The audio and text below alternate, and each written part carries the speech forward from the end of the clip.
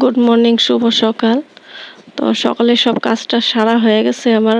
ঘর-টর মোছা, এখন কয়েকটা কাপড় ছিল, ভাবছি ওকে স্কুলে দেওয়ার আগে আমি এগুলো ধুয়ে নিই, তাহলে তাড়াতাড়ি শুকিয়ে যাবে। একটু একটু মেঘও আছে, তো আমি কাপড়গুলো ধুয়ে নিয়েছি। কাপড় ধুয়ে তারপর ওদের টিফিন রেডি করব, তারপর ওদেরকে স্কুলে পাঠাবো।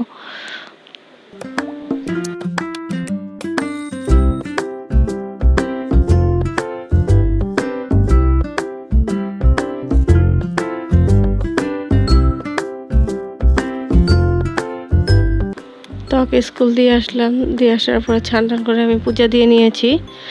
তারপর এখন যাব রান্না করতে, কারণ কি আজকে বৃহস্পতিবার তাড়াতাড়ি না দিলে পরে আসতে দিতে দিতে দেরি হয়ে যায়, 12টা-1টা বেজে যায়। তার জন্য আজকে সকালেই আমি করে নিলাম।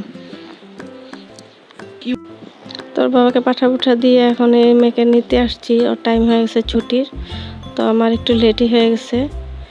ওই দেখো, মেয়েকে নিয়ে মাত্র ট্রেকারে বসেছি, তখন থেকে একটা হাতি। আর বাচ্চারা দেখে তো খুব খুশি।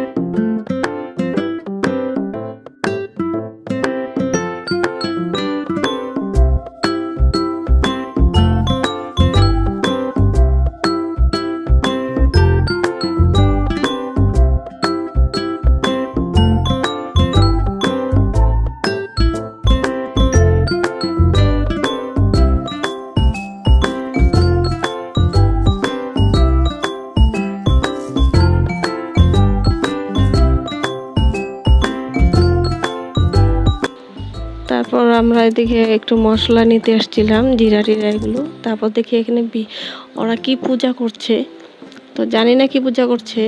আমাদের জামাই ষষ্ঠীর আগে ওদের কি বা একটা পূজা হয়, তো ওখানে বসে সবাই পূজা করছে। মেয়েকে বললাম দেখবি যদি চল আগে যাই। তো ওকে নিয়ে একটু পূজার সামনে গেলাম, ওকে একটু দেখায় নিয়ে যাই।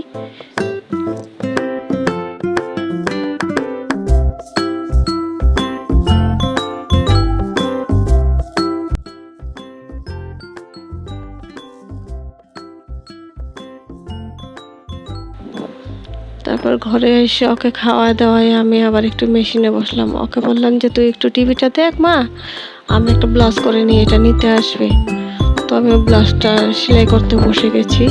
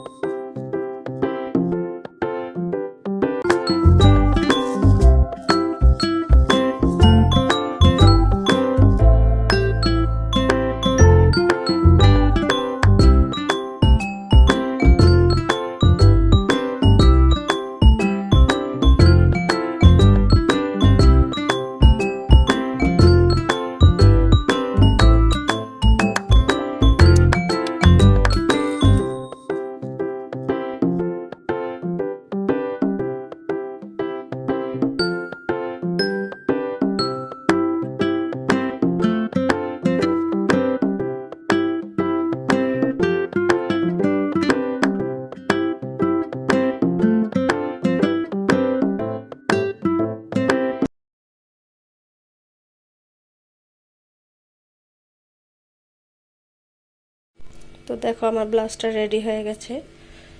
পিছনে সুন্দর একটা ফ্লাওয়ার পড়েছে, মানে একটু কাপড় বেশি কেটেছি, শাড়ির থেকে বলেছে 2টা বানায় দিতে।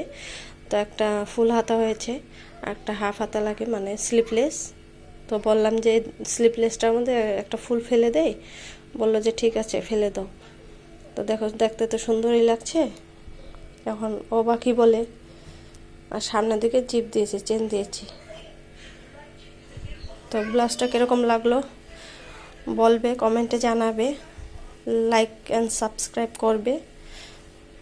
পরে আসবো পরের ব্লগে। Tata, bye bye.